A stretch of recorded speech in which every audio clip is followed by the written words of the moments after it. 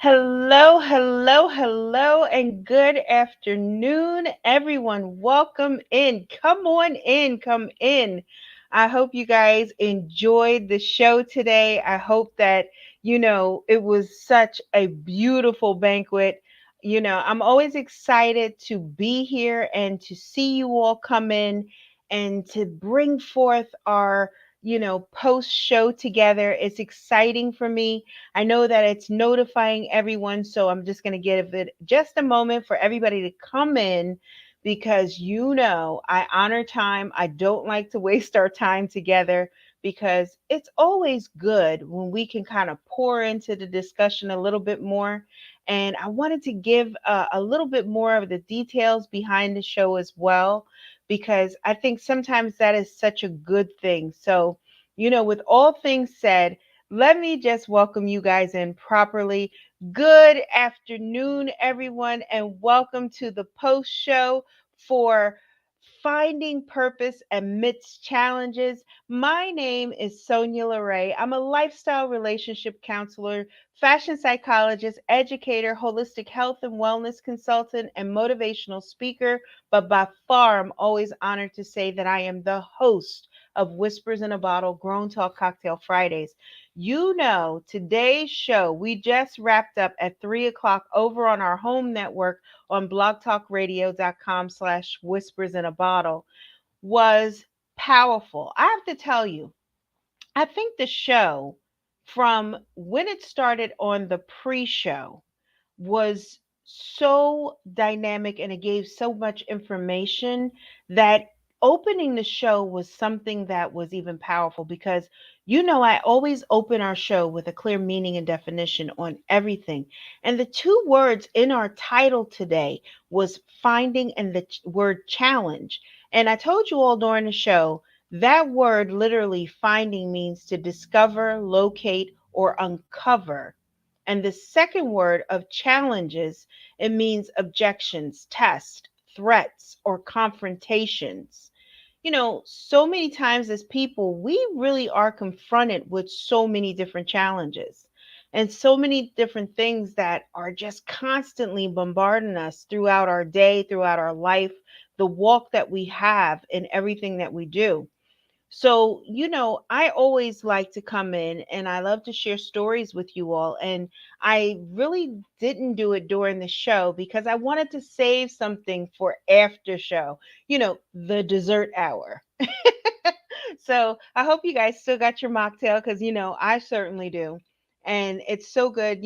Clever mocktails are such refreshing drinks. And I'm glad that we're doing this season. And, it's always something new. I'm going to take a sip of my drink. Hold on here. Okay. So, ends up that during the show, I was telling you all that, when we face these challenges, it's so many times that they really kind of knock us for a loop.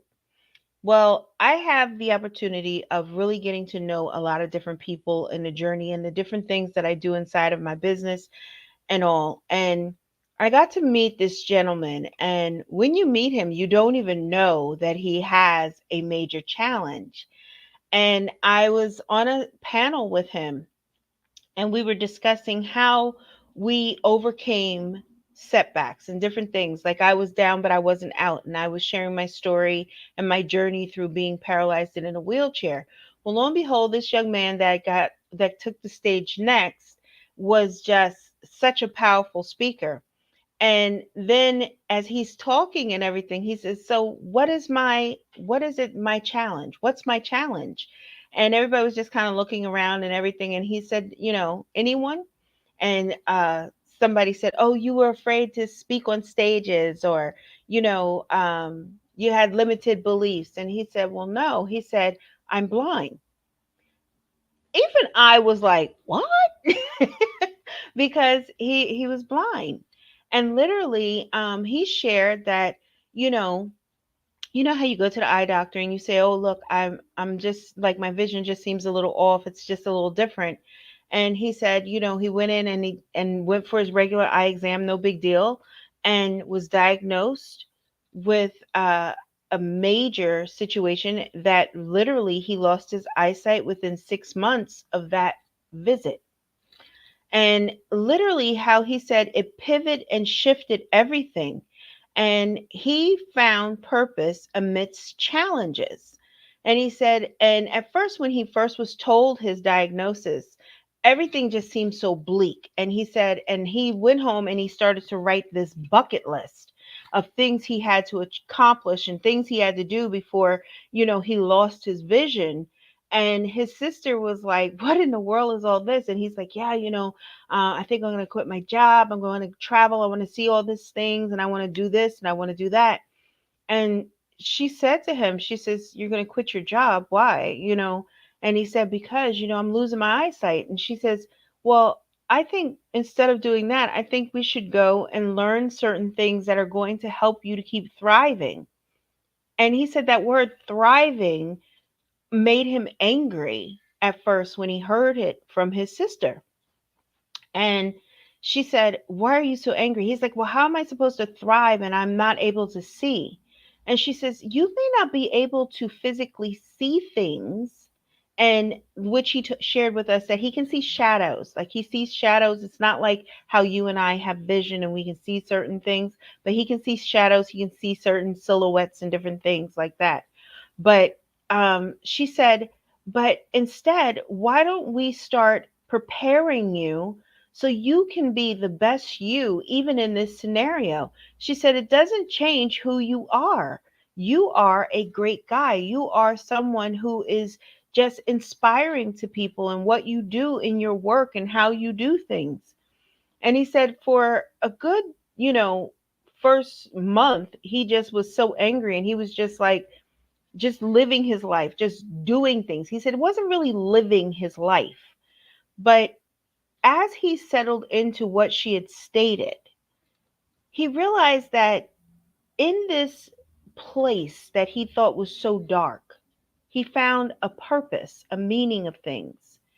And he also saw a way of really being able to, show himself better and do things differently that empowered him to step in and step up in such a dynamic way. And little did he know that through all of this, that it would even pivot and change his line of work. That now he is a motivational speaker. He goes to different companies. He's doing so many dynamic things and so many different things. Wrote a book, everything. And to hear the story was just like, wow. But it also puts in perspective for us how we're placing things in our mind.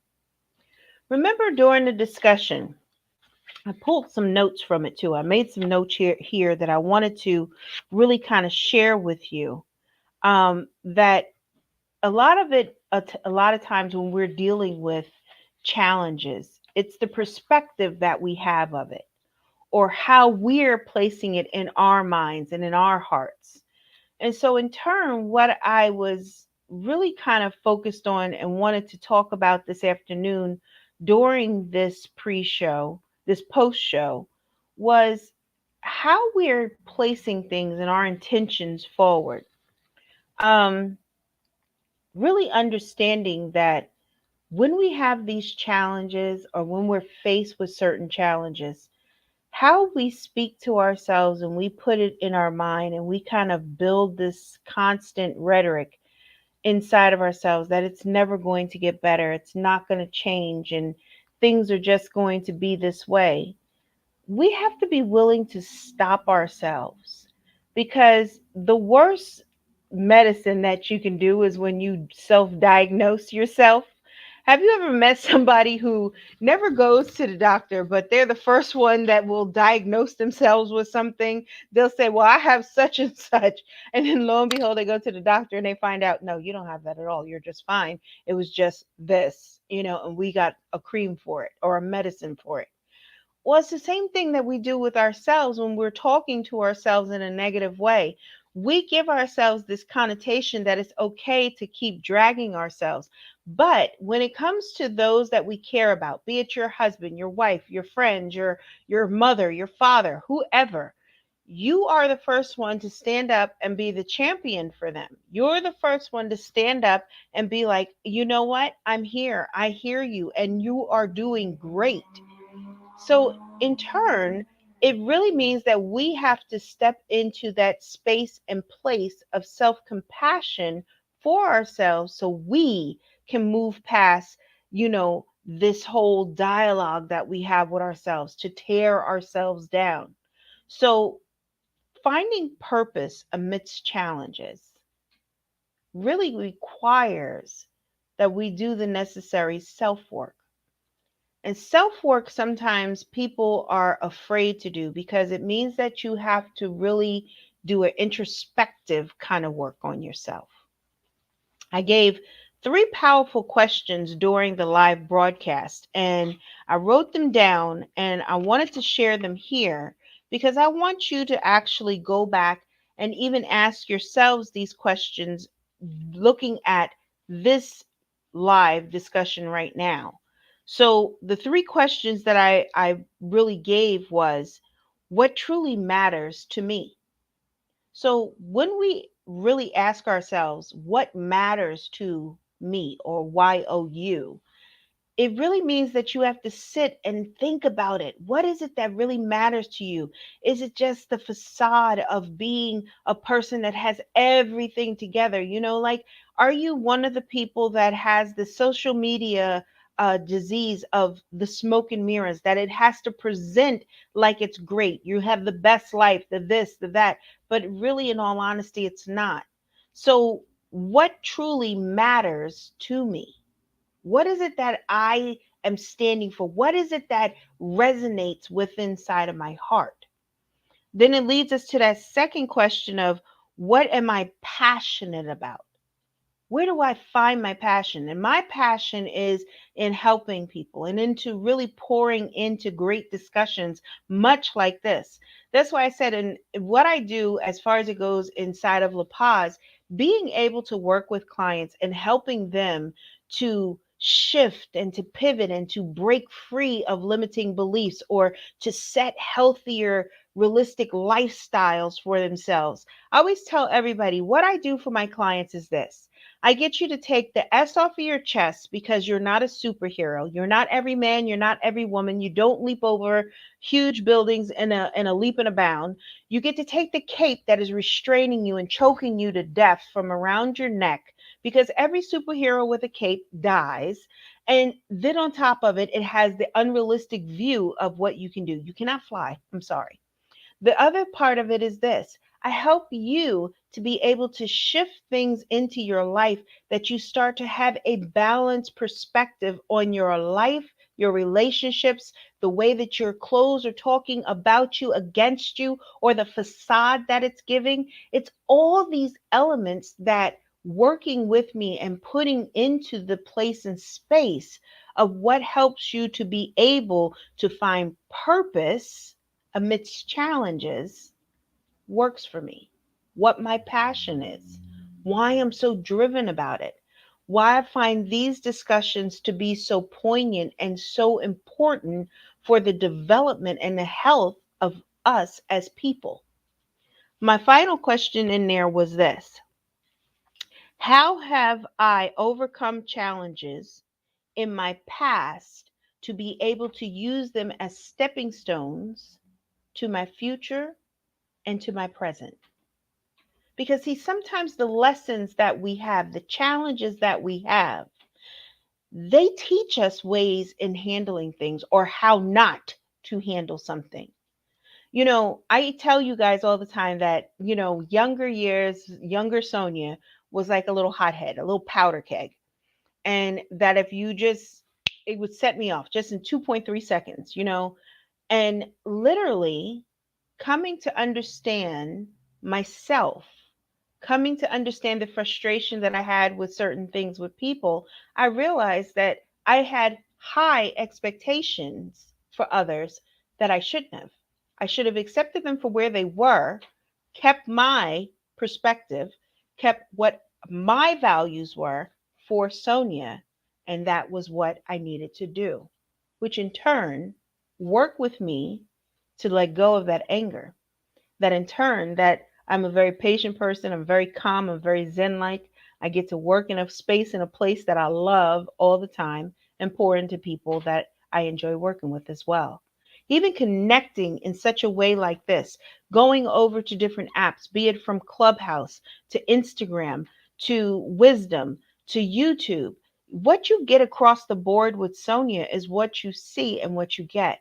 Because I find that in that midst, in that place of challenges, it is also birth a person who really knows themselves.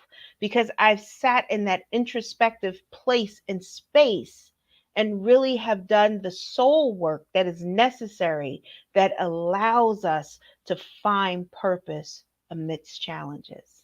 So I told you, this season is by far one of my favorites. And I love this because this season we're going to be doing some things. And oh, even like this part here. So just to let you know that next week's discussion really starts our second main topic. So our first topic that we went into was this first half was personal growth through adversities. So this has been the first part, and then we had the subtopics that I told you that was going to be under it, where we overcame self-doubt and insecurities. We did the transformative power of resilience, which was last week. And that's the other thing. Do you realize that each week the keys have gone along with the other master keys throughout the whole episodes, throughout the season, because that's how I wanted to align for you so you're able to really take these necessary tools and build upon them. So, next week's show opens up a new topic and it's navigating career setbacks to success. Now, you know that's powerful because all of us in our careers, be it that we're business owners, or we're working for someone, or maybe we're starting to be entrepreneurs, or maybe you're mompreneurs or husbandpreneurs. There's always some sort of career shift. There's setbacks in everything we do. So this topic is going to be powerful. Then we're going to have um, three subtopics under that. I believe it's going to be three. It could be two, but I will let you all know as we go through that next category and that next set of discussions. So, I love being able to really come in and pour into everything that we do. I tell you all the time that, I love being able to birth such dynamic discussions. I hope you all get to join me on our pre show, which is on the Wisdom app. And if you're not on Wisdom and you would love to join us and you would love to hear the pre show, which is, like I said, the appetizer, please DM us the word wisdom on our Instagram page. Or if you want to DM the word wisdom here, right here on YouTube, we will send you an invitation to join Wisdom and to be a part of our beautiful community that we're building over there. Then, right after Wisdom, it's the 3 o'clock hour that we're on our home show, that we get to go over there over on blogtalkradio.com/whispers in a bottle at 3 p.m. And then, we're right here on YouTube at 4:15 on Fridays. So it's Eastern Standard Time for us. We're on the East Coast, so we're Eastern Standard Time.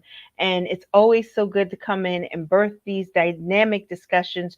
Don't forget, if you have questions, you can always email us at asksonyalarae@yahoo.com. And if you would love to be a part of our community and receive the beautiful Whispers Exchange, the link is live in our comment section right now. So if you go to the comments, you literally will see that the link is live over there and you can click on it and follow and subscribe. So this way, you're a part of all the good, juicy details and everything. So, this has been a beautiful day. I'm so grateful to come in and pour into these conversations. I don't like to take a lot of your time, so I appreciate you spending your life seconds with me. With that being said, everyone, my name is Sonya LaRae. I'm a lifestyle relationship counselor, fashion psychologist, educator, holistic health and wellness consultant, and motivational speaker. But by far, I'm always excited to say that I am the host of Whispers in a Bottle Grown Talk Cocktail Fridays. That's live every Friday at 3 p.m. Eastern Standard Time, located at blogtalkradio.com/whispers in a bottle. All right, guys, please have a great weekend. Be safe. And we send our well wishes and our hopes to families that are in Gaza as well as in Palestine. And we wish you all just safety and that, you know, may your families be safe. All right, guys, take care.